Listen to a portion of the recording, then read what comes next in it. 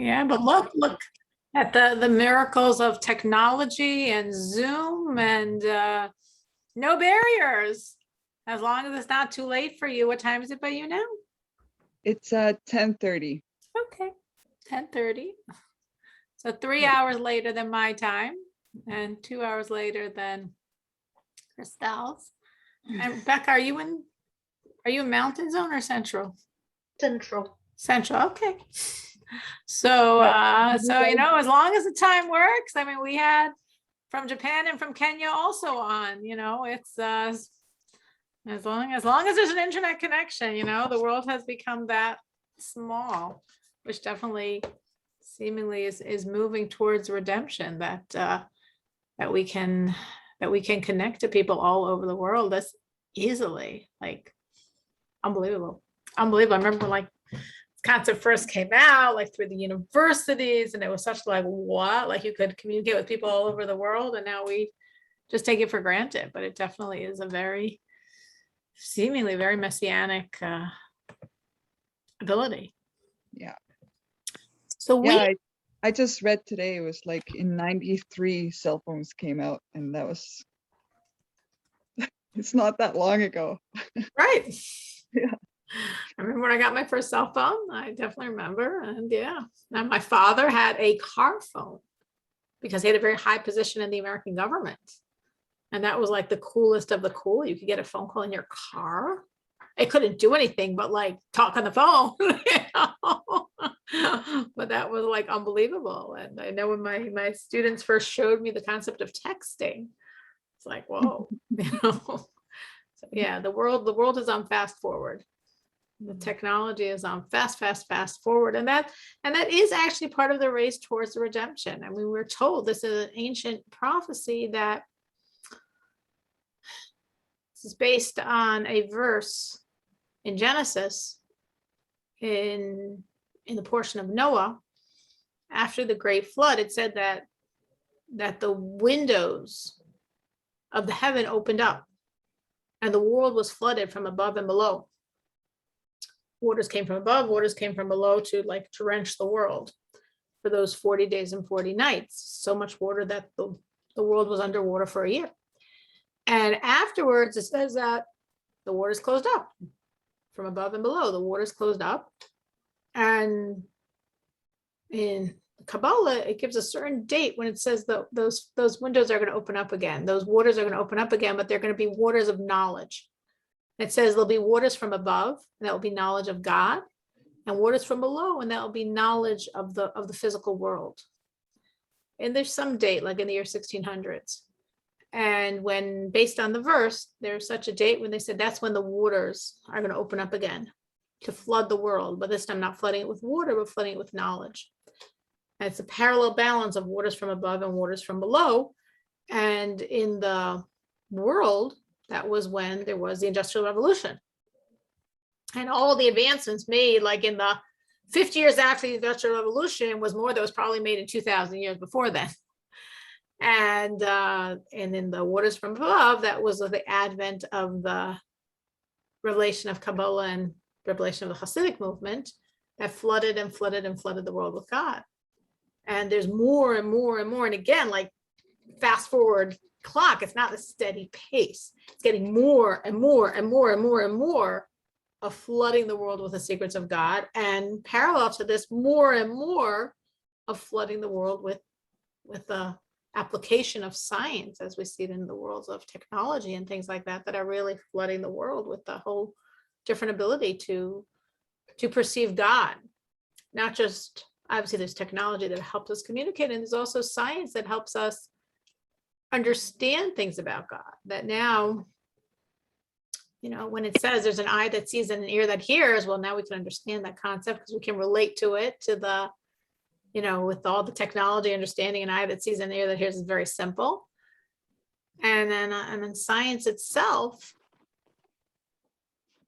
now where science is heading, what science is coming to understand is that the world is all from a few very simple parts, which have created this whole multiplicity. Like when I was in school, there was a whatever it's called, the periodic table, of more and more and more elements that are the building blocks of matter, 93 and then 100 and something. And, they kept finding more and more elements, the building blocks of matter.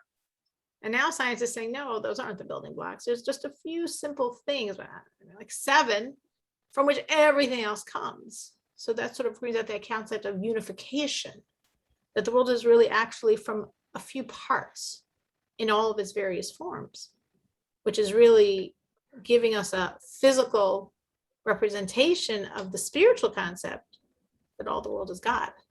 We look and we see lots of things, but it's all God. Okay, so what we were talking about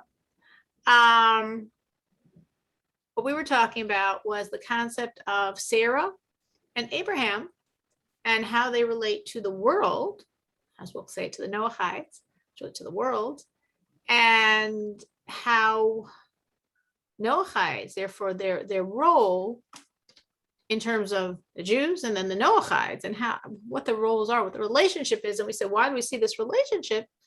Because this concept of Abraham and Sarah having this relationship with the world in this way is in juxtaposition to the birth of Isaac, birth of Yitzchak. So Isaac continues the road now to be the next father of the Jewish people. We have Abraham and Sarah. And then when they have Isaac born, now this gives the opportunity for the next link in what's going to become the Jewish people. And we saw as a precursor to this, the miracle God had to make for Isaac to be born. And that miracle naturally spilled over to the entire world. As we said, when Isaac was born on that same day, many barren women were remembered, many sick people were healed. We said Sarah gave to nurse from all of these babies that her milk, I said all Noahides are descendants of those babies that merited to drink from Sarah's milk, because her milk went into them and her milk changed them. Her milk made them have her sensitivity to God. And every Noahide is a descendant of one of those children that merited to drink from Sarah. So why did Sarah have to give nurse to all of these babies? To impact the world. But it was all very natural on her part, meaning as she was remembered, God remembered many other childless, barren women. They had children, and God healed many other sick people. She didn't have to do anything. It was just the natural flow from her energy, from the blessings that came into the world.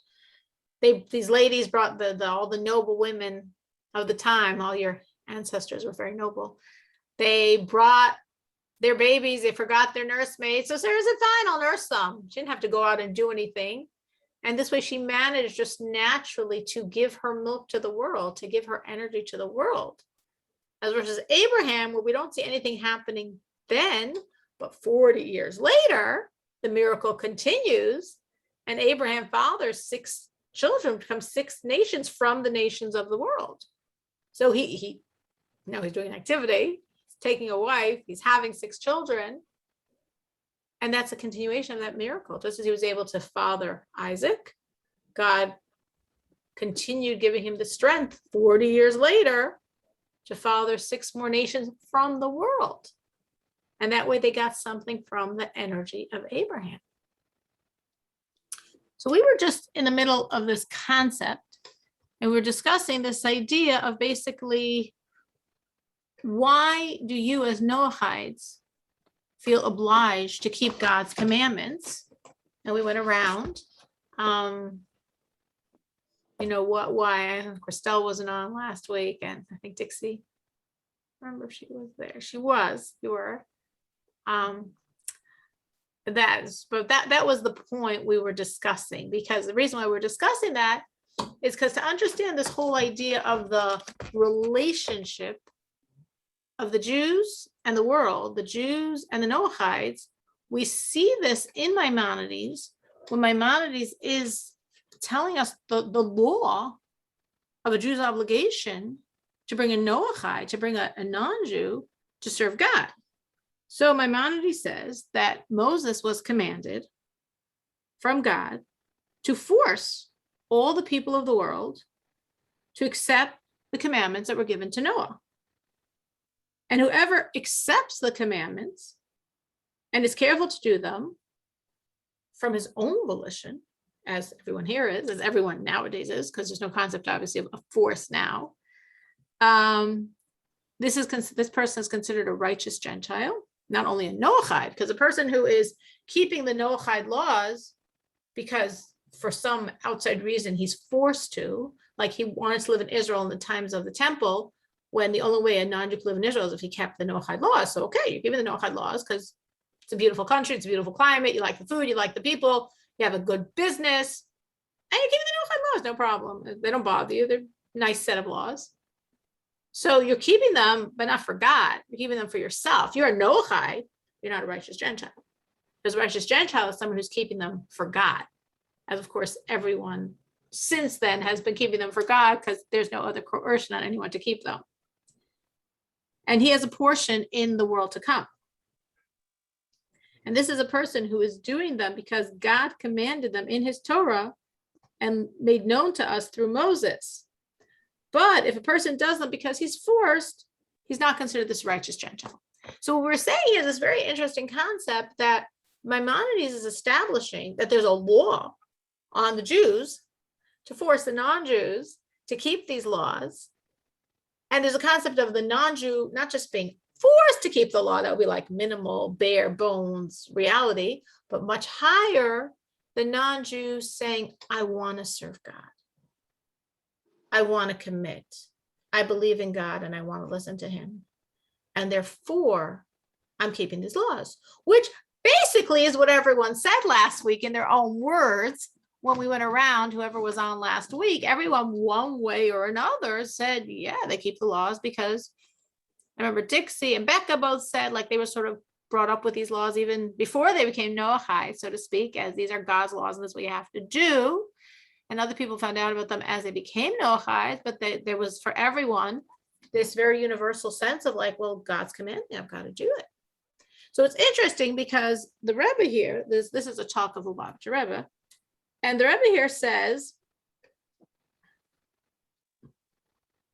that this really seems unusual because what Maimonides is saying is connecting this whole concept of the Jews' obligation to bring the world to keep the Noahide laws through the giving of the Torah, when God gave us the Torah some 3,300 plus years ago.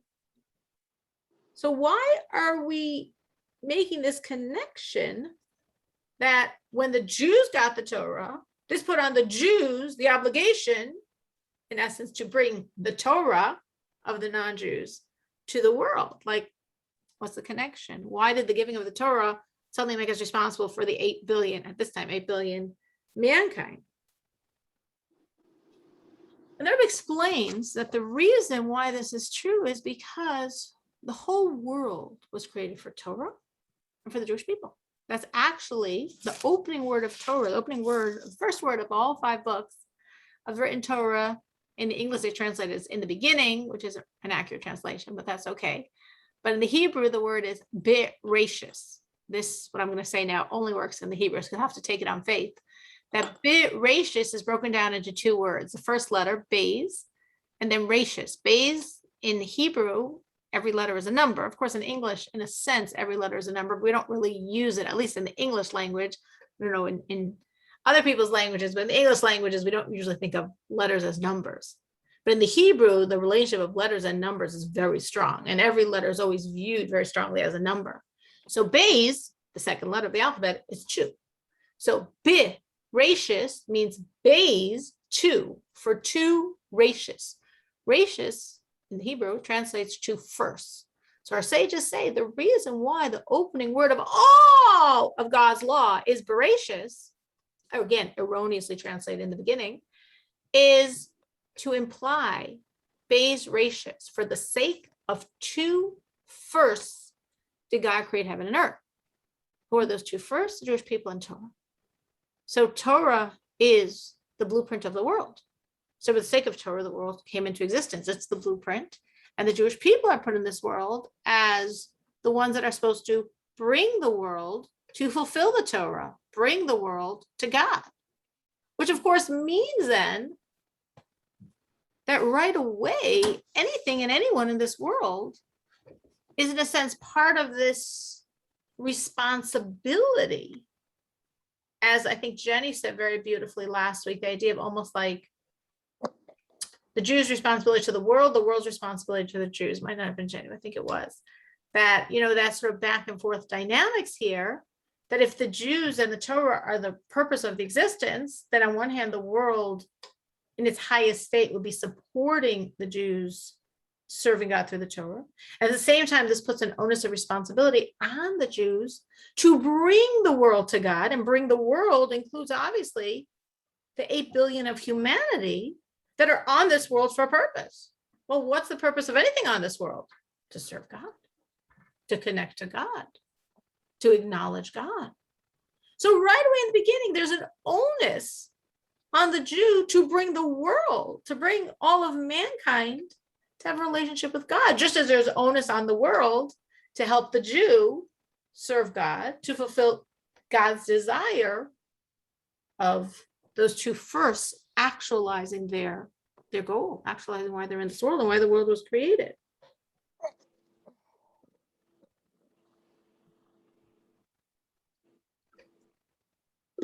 So basically what it's saying, to put this in, try and make it, I don't know if that was really clear, because it's a deep concept I'm trying to say, I don't know if it's clear enough, but if the world was created for Torah and the Jew, that means everything in the world is part of that overarching embrace of Torah and the Jew. Because if God created the world for Torah and the Jew, why are there pens in the world? Well, that pen, the existence of pens, and this pen in specific, must be part of, to aid, to abet, to be part of the Jew serving God through the Torah. Because otherwise, why would it exist? Okay. So if we're saying mankind, humanity, all of humanity is in this world, again, under this huge umbrella of the Jews and the Torah are the reason for creation, that must be all of mankind. Why do they exist? To serve God. Well, whose responsibility is it to make sure they serve God? Well, the Jews and the Torah. Because if the Jews and the Torah are the overarching reason for the world, everything in the world has to fit within that vision of bringing the world to God through the Torah. The Jew bringing the world to God through the Torah. So in this case, the Jew has responsibility to bring humanity, mankind, to God through the Torah. And that's why the Rebbe is saying, when we receive the Torah, when the Jewish people received the Torah some 3,300 years ago, we also receive this very clear injunction. Hello, there's a lot of people out there, and you have to bring them to me. And you have to make them aware of my reality. Why is it my responsibility? There's enough Jews that forgot about God's reality. Why is it my responsibility? Because there's a world for a reason. Because they're in this world for a reason. Because they're in this world to connect to God, as everything in this world is to connect to God. So why is it my responsibility? Because you were the ones that were put in this world, the Jew and the Torah, the Jew through the Torah bringing the world to God. So therefore it's your responsibility. So that's why we're saying at the birth of Isaac, already Abraham and Sarah, in a way stronger than before. It's not that it just started then. Obviously, Abraham and Sarah dedicated their life to bringing awareness of God to the world. But to such a strong degree that literally their miracle became the miracle of the world. They had a miracle. They had a baby. The world had a miracle. All of these barren women are remembered. All of these sick people are remembered. Because they're not personal people, very holy people serving God. They're continuing what's going to be the Jewish nation, which means the people who have responsibility to bring the world to God, which means the people who have responsibility for all of mankind, which means you can't have a personal miracle, Abraham and Sarah. Your miracle has to be a miracle that extends to mankind, because that's ultimately what's happening here, that through your descendants, mankind will be brought to God. So that's why when God gave the Jews the Torah 3,300 some years ago, God injuncted them, and there's a world of people out there, and they all have to remember me, and it's your responsibility. Now, obviously, for most of Jewish history, there wasn't that much we could do about this responsibility, because it would have been quite dangerous, because we weren't very loved by the people where we were in for most of our history.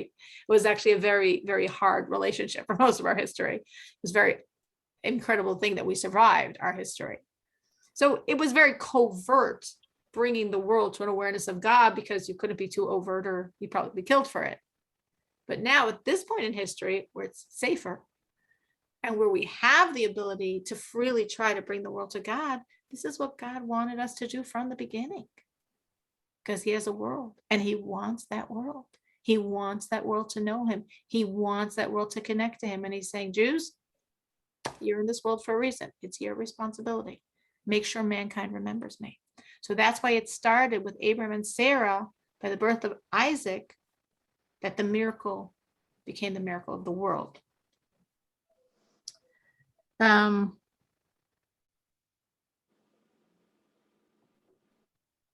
So it's interesting, because when Maimonides speaks about the idea of the two stages, like in the development of the Noahide, he first speaks of the Jewish people like forcing, which in the times of the temple, they did force, meaning they didn't go outside their boundaries and force. But within Israel, if you want to live in our land, you have to believe in God and keep the Noahide laws. And if not, we'll kill you. So they forced the non-Jews that stayed in their land to keep the Noahide laws. And then the second stage, which Maimonides writes as a separate law, because it's a separate concept, the Noahide, that's saying, I'm not serving God because I'm forced. I'm serving God because this is God's commands. And because I want to listen to God, I have to listen to God. I need to listen to God. I'm listening to God. I'm not doing it because I'm forced. I'm doing it because of God. So those two laws are written in two separate sections of Maimonides' work, because they're really two very separate issues. The first issue is the Jew trying to influence in a matter of, so to speak, forcing some type of pushing the non-Jew to accept the Noahide laws. Obviously today, forcing wouldn't mean, with we have the ability to punish you, but there's still, you could try to coerce, convince, really put a lot of pressure, if one had that relationship to a non-Jew, to accept the laws. And that's good to do that, because they got to keep the laws. God says, why are you in my world if you're not keeping my laws? What do you exist for if you're not keeping my laws? If you're in this world existing, you better keep my laws. That's why you're here. But then a totally separate law, because it's such a different relationship, is when non-Jews on their own say, I want to listen to God. Now, it's very interesting, because now there's a lot of Noahides in the world, far more than ever was before. And we discussed this recently in terms of, I thought maybe it was because of the internet and the accessibility of information. It was sort of interesting when we discussed it here. A lot of people's becoming Noahide had nothing to do with internet. Some people's did, and many people's didn't. So I'm thinking, because what the Rebbe is saying here is the Jewish people have this responsibility to the non-Jewish world.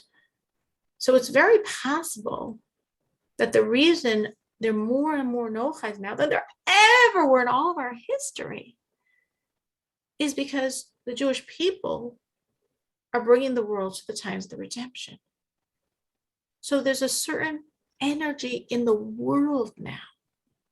There's a Messianic energy, an energy of God in the world. And because that energy of God is out there, maybe that's why, relatively speaking, so many people are becoming Noahides. Meaning, I used to think it's of the internet, but this class convinced me it's not because of the internet. So based on what the Rebbe is saying here, because the Rebbe is saying there's the direct coercion, where the Jew tries to coerce the non-Jew to keep the Noahide laws. And then there's the indirect influence. That's how the Rebbe writes it. There's the indirect influence where non-Jews come to recognize God and therefore the need to serve him. So what's an indirect influence? I think it's changing the spiritual barometer in the world. And as there's more and more spirituality in the world, as God is more and more revealed, because from a spiritual perspective, all of the energy of the redemption is already here. So from a spiritual perspective, there's a lot of God revealed like never before. So people in the world that are a little more sensitive, that their antennas are a little more tuned in to the right, radar frequency, maybe they're all feeling it. And that's why they're becoming Noahides in a way the world never was before. Again, maybe because of the Mashiach energy in the air, because some are doing it through the internet. And if our class is any statistics, at least as many had nothing to do with the internet. But then why is it many more now than it was before? So maybe that's what the Rebbe means, that as the Jews just put out more and more spirituality in the world, non-Jews are feeling it. And the more sensitive a non-Jew is, the faster they'll feel it. You're just the forerunners, As more gets put out, more people will feel it. As more gets put out, more people will feel it. And more people will sense the truth of God's reality. And one way or another, find the truth of being a Noahide. That makes sense to you? Okay, that's not exactly what the Rebbe is saying here. I want to clarify. The Rebbe is saying it's a process of the Jews indirectly. There's an indirect influence that brings the non-Jew on his own to recognize God. But I'm wondering if that's what it means here, that the indirect influences are putting out this godly energy in the world. And as we get so close to the redemption, a lot of God's energy is out there. So you feel it, and you're different, and you find him, and you serve him. Becca? Well, what I was going to comment at, I was listening to everything that you was saying, and for me, for a long time, I felt like something was missing. Like, I had religion, I had the commandments and everything, but just something wasn't quite right. And, it was just something that had gnawed at me for a long, long time. And I was looking for something, but I did not know what it was. I didn't know what it was. It's like, I'm looking for something. I don't know what it is. How am I going to find it? And then in my 40s, that's when, bam, I started looking and, like it could be, what I'm saying is it could be the reason you felt like that something was missing is because this energy of God was so in the world that you sensed it, but you didn't have it, which is sort of weird. Why didn't you have it? You were religious, but you didn't have it. So because you were sensitive enough to pick it up, that's why you felt the dearth. That's why you felt the lack. Something's missing because I'm smelling it, I'm sensing it, but it's not what I have. So I'm missing it. And Yeah, that's what I'm saying maybe came just by the natural impact to the energy of more and more service of God to such a degree that we're opening up the channels of this very messianic energy that's already in the world, which is so strong. So what Becca's saying definitely, I think perfectly is in line with what I was thinking, which I'm not saying I'm right, but just trying to think of your experiences, plugging it into the words of the Rebbe and trying to see how it fits together. Anybody else have a thought on this idea of that their journey, they maybe sensed God's energy that was in the world now more than ever before, and that's what sort of one way or another propelled them on their journey?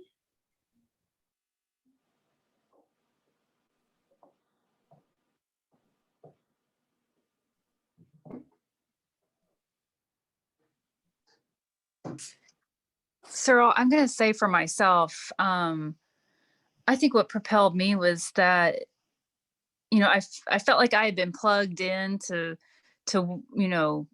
like I grew up and was, taught Christianity. I went to a private school and so on and so forth that was, connected to Bob Jones University and like Liberty and, and I was in these places that were supposed to be so spiritual. And yet, I didn't feel anything there. And, it's like, you're praying and you're doing things and, that you're taught to do in order to, for a specific, I don't know, outcome. And then whenever it doesn't come, or you never feel what people are telling you should feel, I think it's a level of like, what am I doing wrong at first? And then it's like, well, there has to be something else at some point. This isn't, But what I'm saying is, I'm wondering if you felt that instead of just saying, okay, this is it, and I don't merit to see results, and I'm not such a sensitive person. I guess I'm not such a good person. Maybe if I work myself for the next 30 years, I'll be more spiritual. I'm just too crass and earthy, and that's why I don't feel anything when I'm doing these things. But maybe that's what I'm saying, that maybe because godliness is out there in the world, something inside of you said, no, it's true, it's out there, but it's just not here. Like, I got to find, almost like what Becca was saying, I got to find where it is, because it must exist, but I know it doesn't exist here. Right. And yeah, exactly. And it's like you almost exhaust all the, and all of us like I said, this is my experience, but all of us, it takes a certain amount of time to exhaust all the possibilities and efforts. And then it's just like, it is here, but it's not here. Exactly. It's in the world, but it's not where I'm looking. It's got to be somewhere else. And where is that? And I think that's whenever people go on the journey, as far as like, buying all the different books and, worlds, religions. And, that's whenever your like curiosity is like really piqued to figure out like where is it? How do I connect into this thing that I feel? Because it's not in the traditional places. Not the way I was raised, right? And you're a perfect example, because your journey had nothing to do with the internet. It was a human contact, as Danielle's, and it's as Dixie's, and but it really was that sense of like, you can only feel empty, I think, if you're also feeling, but it does exist somewhere. Sort of like we say in terms of redemption, that when the Jews were in Egypt, the women were much more focused and believing than the men. It says, because they were led by Miriam, the prophetess, Moses' sister, because she was, when a small child, she had a prophecy that she would have a brother born and he would be the redeemer of the Jewish people. And for all the years when Moses was gone and the Jews were suffering, this was the worst persecution ever. The last 86 years of the Egyptian exile was the most torturous years. And she felt the whole time, but this is wrong, because we're supposed to have the redemption. I know God's redeeming us. I know my brother's a redeemer. I had this as a prophecy from God when I was a child. I was like 5 years old. And she never lost faith in her prophecy. So because she believed so much, she also felt how wrong the persecution was. The more you believe in the redemption, the more you feel the pain of the current exile. The more you believe that there is God out there, the more you feel the emptiness that you don't have it, and you should have it. Why don't you have it? So I'm saying, I think the two have a relationship. And I think because, I'm using that metaphorically to the situation you're describing, because godliness is out there, the contrast is heightened, and you obviously in a very subconscious level are feeling, this isn't it. This feels so empty because I know there's something out there that I don't have. But if there wasn't something out there that you didn't have, maybe it wouldn't feel as empty. Like, in other words, in the time of the Egyptian exile, the men weren't such believers in the redemption, and therefore didn't feel as much the pain of exile. You sort of get used to a very horrible status quo.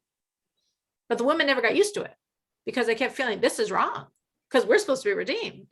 So it hurts more. It's more empty. It's more abnormal that we're going through this pain when we're supposed to be redeemed right now. So when I know God's there, but I don't have him, it hurts more. It feels what I'm going through is more wrong, devoid. And where is that truth that I know exists? Right. Anyone else? Any other thoughts on this? I think in different words and experiences, Becca and Christelle sort of went through the same thing in their own very independent ways. Anyone else on this?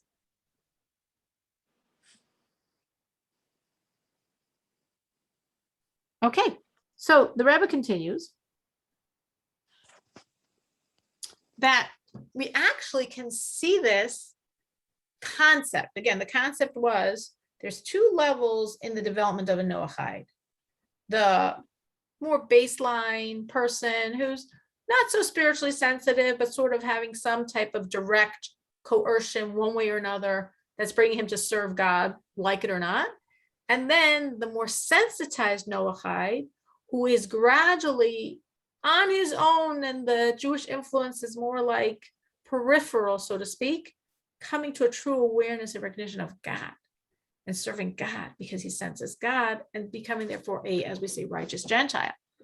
So this is parallel, just as there's these two clear distinctions, these two levels, and therefore Maimonides writes it as two different laws. So we can sort of connect this to the whole end of Maimonides' magnum opus, the very end of his legal writings, where he discusses the time of the redemption. And he writes at the end, again, two separate laws, two separate perspectives, if you will, on the redemption. At the end of chapter 11, Maimonides writes that the redemption is a time when we're going to have the ingathering of the Jewish people, and the whole world will be corrected to serve God together, as it says. Then I will pour on all the nations clear language to call all of them in the name of God and to serve God together as one. So we see there, Maimonides is describing the redemption, and very integral to his definition of the redemption is the world serving God. He's not looking at the redemption as a time when the Jewish people serve God. He's looking at a time when the world served God, when knowledge of God will be poured on the world and the whole world together will serve God. That's at the end of chapter 11. The final chapter is chapter 12. And the end of chapter 12, Maimonides says a little bit differently. He says at that time, there will not be hunger, there will not be any of the things he writes then. Good will be poured bountifully, and the entire involvement of the world. Again, we have a global perspective here. Maimonides was very interesting when he lived. The vision of the whole world seemed so, so foreign. The Jews were such a suffering minority, but he had a global vision here. The whole world is only going to be involved in knowing God. And therefore, the Jews will be very wise and very knowledgeable in all the hidden wisdoms, and they will grasp an awareness of God as much as a human can. As it says, the world will be full of knowledge of God as waters cover the ocean. So you could say that sounds pretty similar.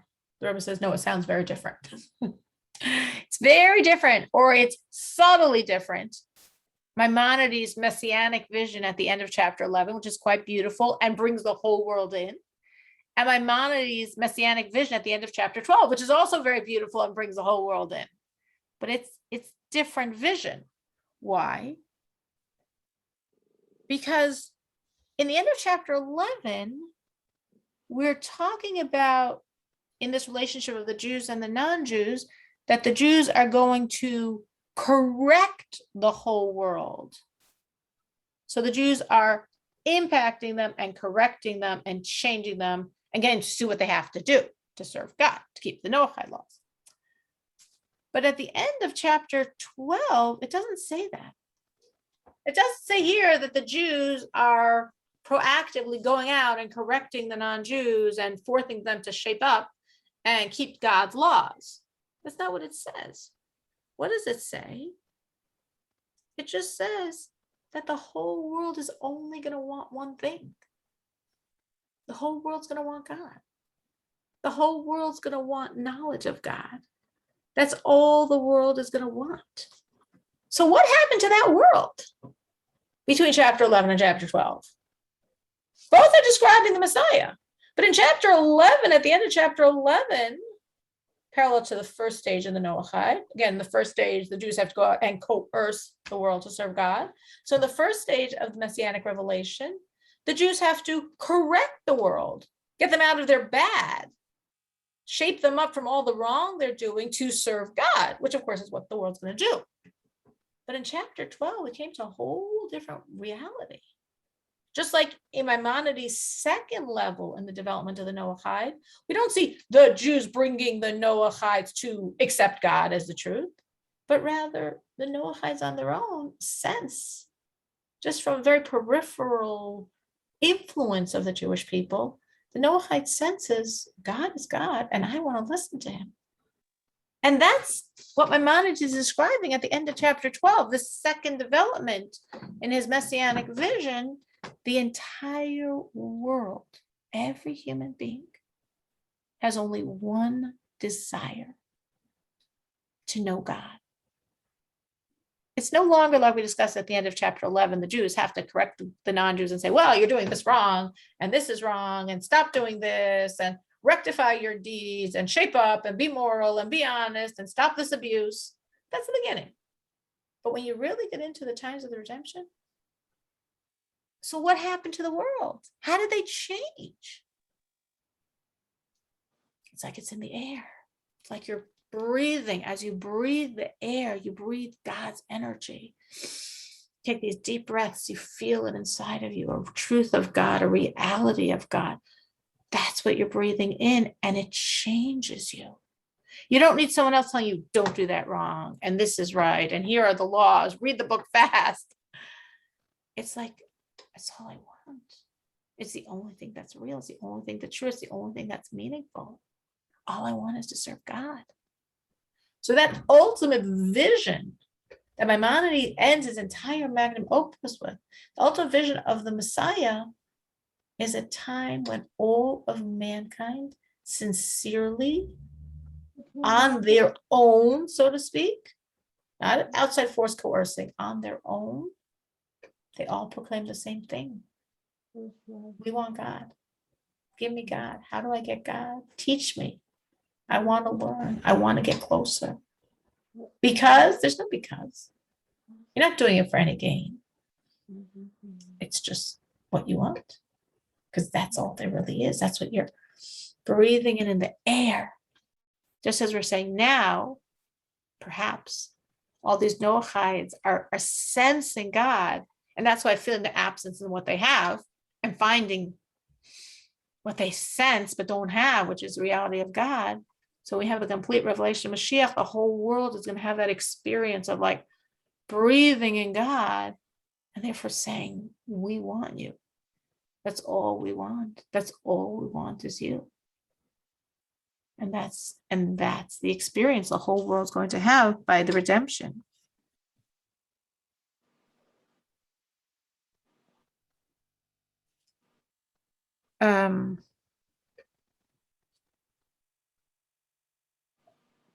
So, I mean, I'm just looking at the time. I'm not going to go through all the details of what Rebbe is saying here, because he brings many details on this concept, but I think the concept is very, very powerful.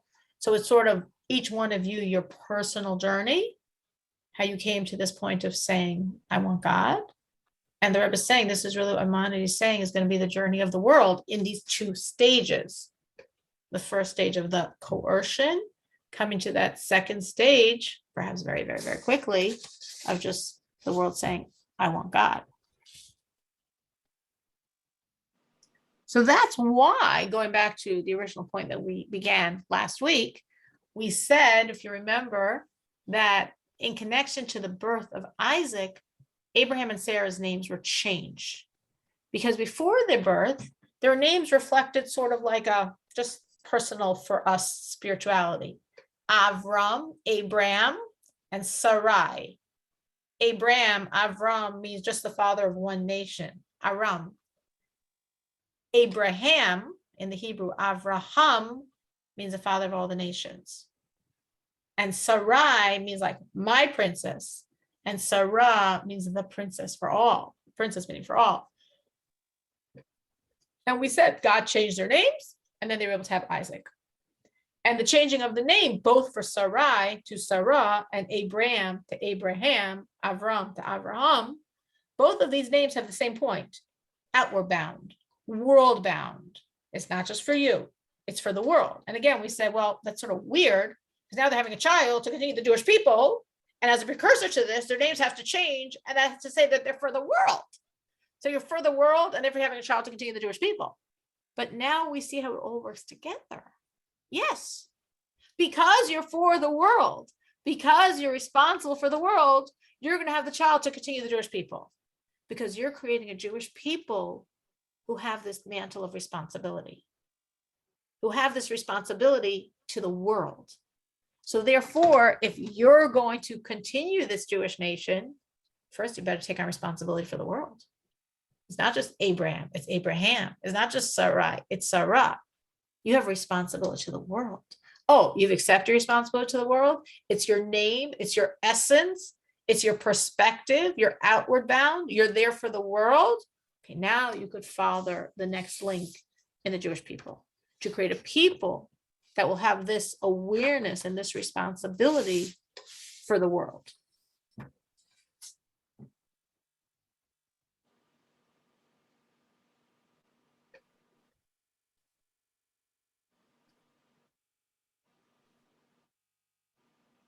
And that's that also we can understand the whole idea of the miracles. We said when Sarah had Isaac, a lot of barren women remembered, a lot of sick people remembered. Miracles God made, extra miracles. Sarah was able to nurse all the babies. I mean, that was a miracle. How'd she have milk for everyone? Like, her milk should have stopped. She's nursing one baby. How'd she's only nursing, I don't know how many were there, 20, 30, 50. How did she have 100? How did she have how'd she have milk for all those people? It's a miracle. And then 40 years later, Abraham's 140. He has 6 more kids. Total miracle. So why does the fact that all these miracles sort of disturb us? Because there's a rule. And the rule is God doesn't make unnecessary miracles. God doesn't like to make miracles. God likes nature. He created it. He upholds it. He believes in it, so to speak. So God doesn't like to break nature. God doesn't like to make miracles. God would always prefer to do things naturally than through a miracle. So why is God making all these extra miracles? Meaning, okay, if he wants the Jewish people, he has to make a miracle because Sarah's barren and they're 190. So got to make a miracle. But the extra miracles, God, why'd you do that? You don't like to make miracles. So the point is, from everything we're saying, it's clear that these weren't extra miracles. This was part of the miracle of Isaac's birth, meaning it's so embedded, part and parcel of the formation of the Jewish people is the impact and responsibility for the world. So it's not like it was extra miracles. This was all part of the same miracle. The miracle of creating or continuing the formation of the Jewish people, by definition, means a miracle of bringing the world into God, because that's the point of the Jewish people. So it wasn't like there was a miracle by Isaac's birth, plus these barren women got remembered, plus these sick people, plus all these babies had milk, plus Abraham had these 6 nations. No. This is all one miracle. This is all one miracle, because the formation of the Jewish people means bringing the world to God. So part of the miracle of the birth of Isaac means impacting, healing, connecting the world. That's the definition of Jewish people.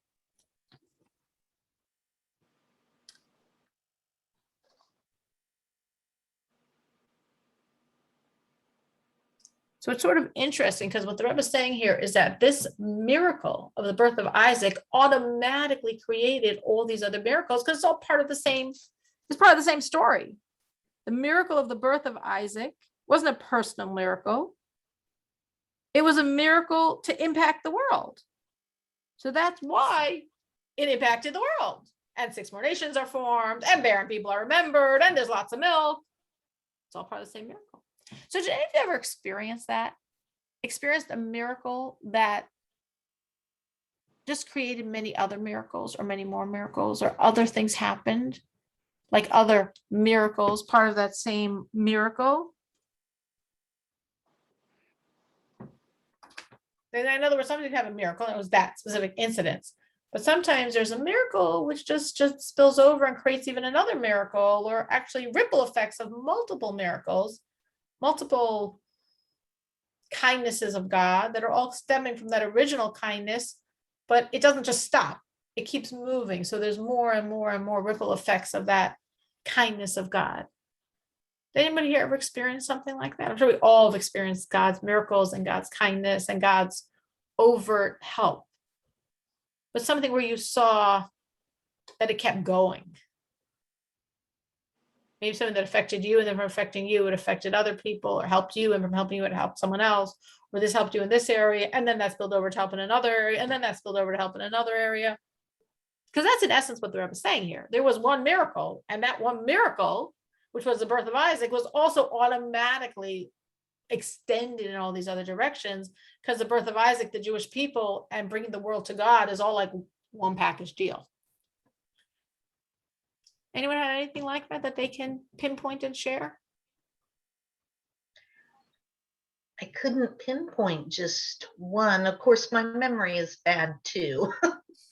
But then, I mean, my whole life, different times. I mean, there's just so much. I couldn't even comment. It's true. Sometimes it's hard. Sometimes something stands out. Does anyone have something that stand out specifically where they remembered having an experience that actually rippled? There was a whole series from that one beautiful kindness, beautiful miracle on God's part.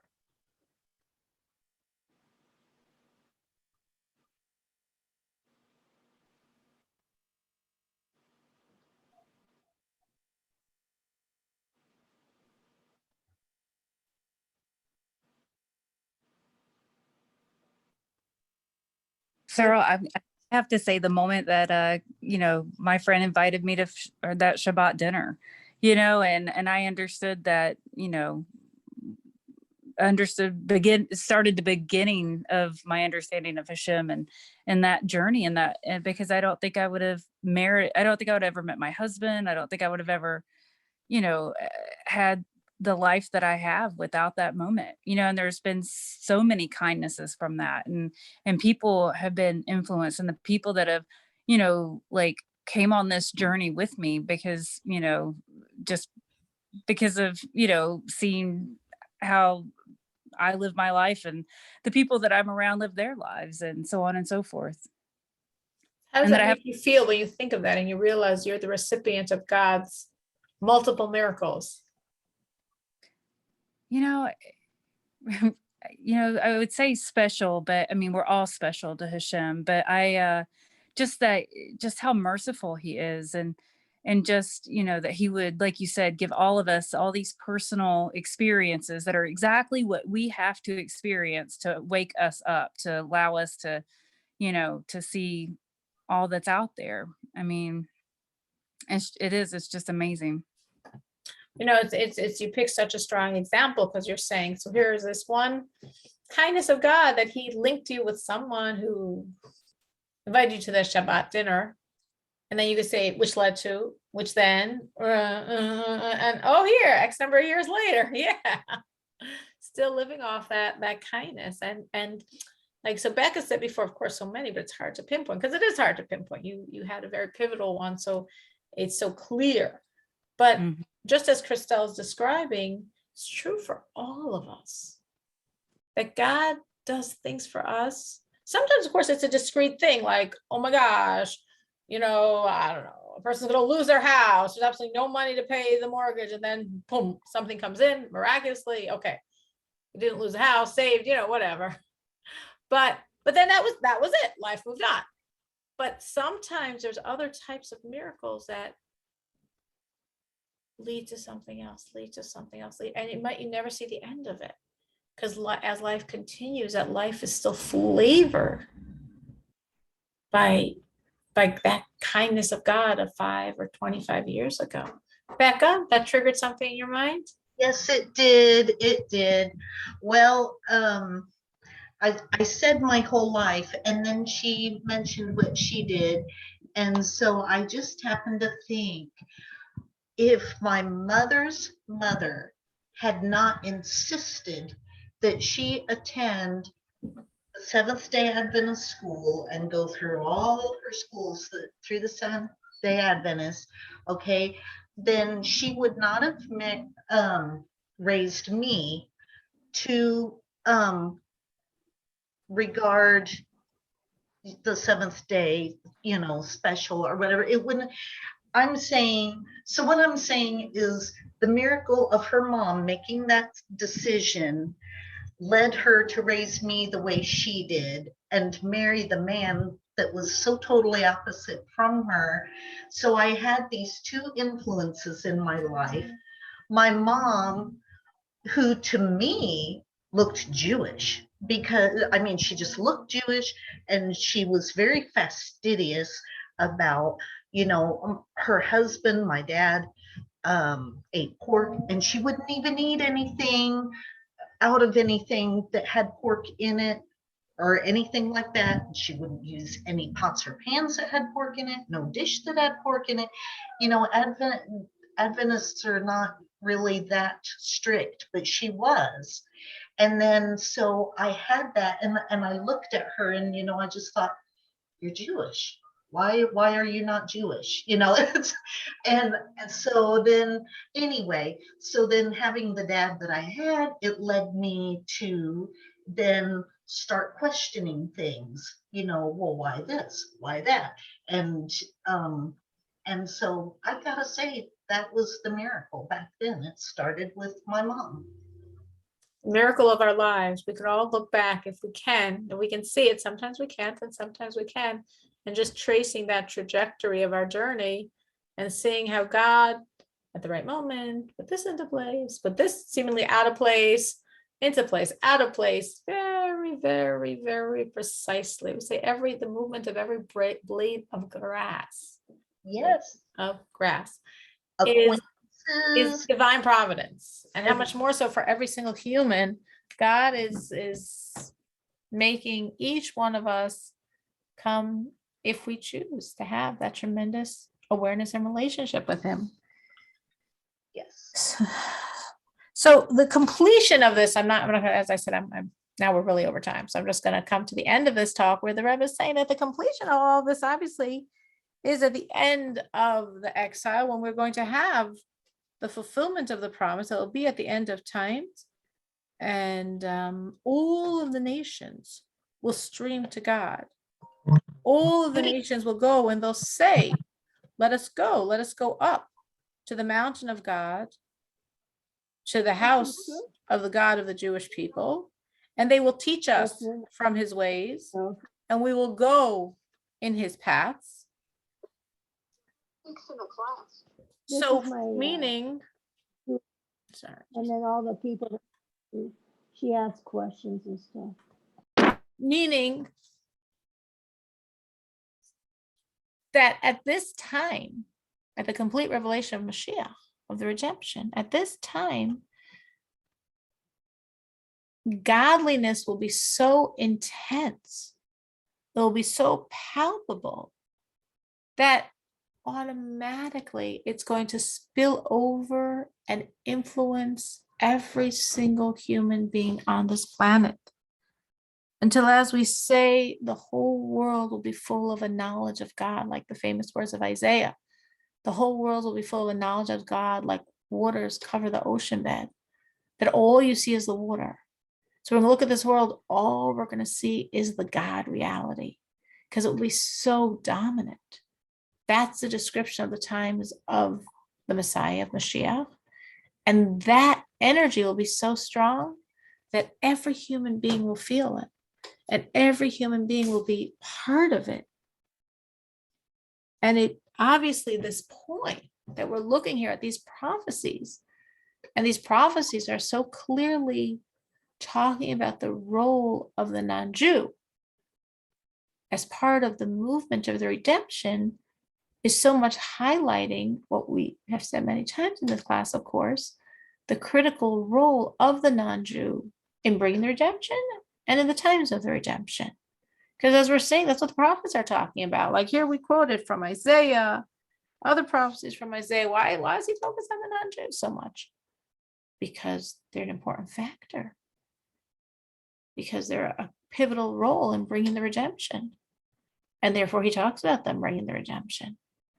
Which means at that point, you're ready when the energy is there. It's just automatic. As we're saying, there's no force needed. You're going to breathe in the energy. The energy is God. The energy is redemption. And every human is going to say, This is what I want. Where do I find it? How do I get to Jerusalem now? But of course, until that time, that's something really on our thing. So it's very interesting here. So in this talk, the Rebbe is very strongly saying that Jews have a double relationship to Noachides. There's the direct relationship that a Jew is directly teaching and bringing someone to an awareness of God. And there is an indirect relationship where the Jew is putting out an energy that then the non-Jew picks up on, and that brings him to a relationship with God. So that's sort of like that final really theme throughout this talk, these two relationships, which had a lot to do with the difference between Sarah and Abraham, but I didn't have time to go into it. So has anyone here could see that in themselves, either that direct relationship of the Jew helping them on their journey, or that indirect relationship that wasn't something directly, they weren't directly taught by someone, but something that was sort of indirect, but that they could see how, oh yeah, the Jew was really helping me on my journey in a more indirect way. I can definitely. We, as I've told you before, we've had a Jewish man stay with us for about 8 months. It was supposed to be 2, but turned to 8. And that, by helping him and letting him stay here throughout our time, we ended up being able to go to Israel. And we also met some other Jewish people that stayed off and on. And we met a young man that wanted to learn how to horse train, which was actually had stayed with us, with Jack and us. And it led to us to becoming more and more involved with the Jewish people. And we support the synagogue. We go to that. We help all the Jewish people we can. So would you say all these people that were in your house, Dixie, were they directly trying to influence you, or was it more indirect? They were being themselves and you were influenced? They were being themselves. You know, we were curious about the Jewish religion and everything. And, you know, they weren't trying to convert us or anything. Now they have asked me a few times, why won't you convert?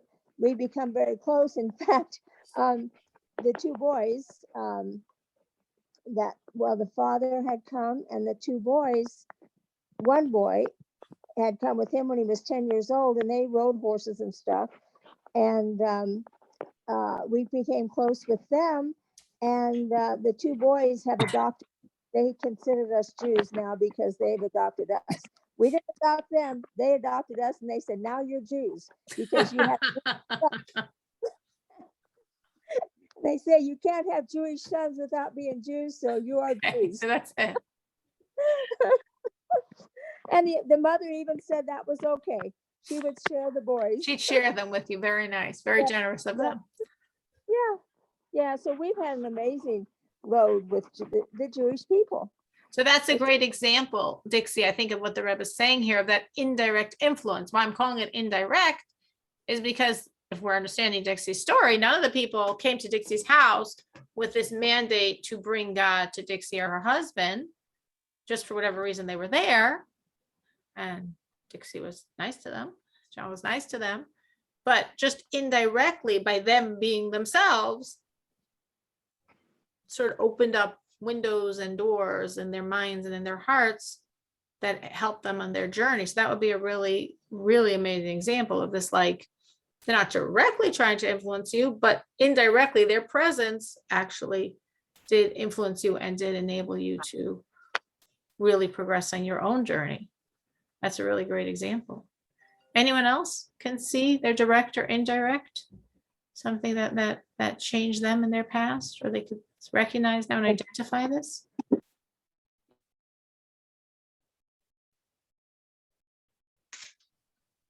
This is Danielle. Obviously, we knocked on your door. Yes. Which I think everybody knows our story because we've talked about it several times. But also with, a lot of other Jewish people in the community in Chicago, we've obviously had a direct and indirect influence in many different ways. There are even, like Jewish people that I didn't typically even talk about, connection with God with or anything like that, but maybe I worked with, or, just saw on the street or, at the store, which indirectly definitely made a big impact on my life on how to, just lead a godlier life, not just, in certain circumstances, but everywhere and in every aspect of your life. Right. So you really also, especially as we said, I think we said this like last week, because you lived in a religious Jewish neighborhood for those years, it really gave you privy to a very unusual ability to be influenced. And as you're saying, you got it both ways. You got the people that are directly teaching you, they're directly influencing you, they're directly giving you the good. And then you have all the people around that aren't even aware that you are not Jewish, and they definitely have no perspective of them trying to influence you. Right. But you just picked up the vibes. You got the energy and you absorbed Thank God. things. Thank God. Right. And that again, that is what the Rebbe is saying. It's supposed to happen on both levels. And each one of us, sometimes like, Dixie is very obvious story and Danielle's very obvious. Other people say, no, I don't remember either of those examples in my life, but probably it was there. Because that's what the Rebbe is saying, seemingly is like the pattern. And again, we're going to see this come out to the entire world. See the entire world shift, as we're saying, from the first stage of like that coercion, meaning like stop the wrong, this is the right, to morphing to this beautiful space of every human wants God. So you have a lot of people to teach, because every human's going to want God. Every human's going to want to get closer. Everyone's human's going to want to understand more. And that's where we're heading. Just good to remember, because there's a lot of fear out there in the world now. A lot of fear of where are we heading. So it's good to remember that this is where we're heading. And so it might feel like a bumpy journey and hard to understand journey, but this is where we're heading. This is where we're going to, and thank God it's a very good place, and it's happening. Thank God now. Thank you so much for joining. Thank you. For now it's like 11:43 and you're still on. So that's very impressive. And for the rest of us, it's also, our dishes might be calling our name, but we're still on instead. And I just wanted to mention that with me, it's very indirect, because it was all just from online. Like, I've never met you're the only Jewish person I know or have ever met, and it's online. So I'm very thankful for this. Yeah. So it's all been self-study and Tanakh Talk helped me and my husband very much, and which led me to writing on the Facebook page, which led me to Danielle and to you. So I'm very grateful for that. So that's your example of God's series of miracles. One leading to this, leading to this, leading to this. Yeah, exactly. Yeah. It's true. It's true. And I say we all can see that in our lives. Because of this, then this, which was this, which is this, which is how I got to where I am now. And that's sometimes you can trace it and sometimes you can't. But it's nice to look and see God's very kind hand there. So this is the direct, and the indirect is so indirect you're not even aware of where it is. But based on what the Rebbe is saying, I feel very strongly it's somehow somebody put out something in the air that you picked up, and that propelled your journey. Who that person or peoples were, but somehow some or many people, did some good that just propelled your journey. Maybe there were some sparks where what was your country originally called? Was it a different name? Say that question again. Your country, what's its original name? Galatlinunat. Which means? The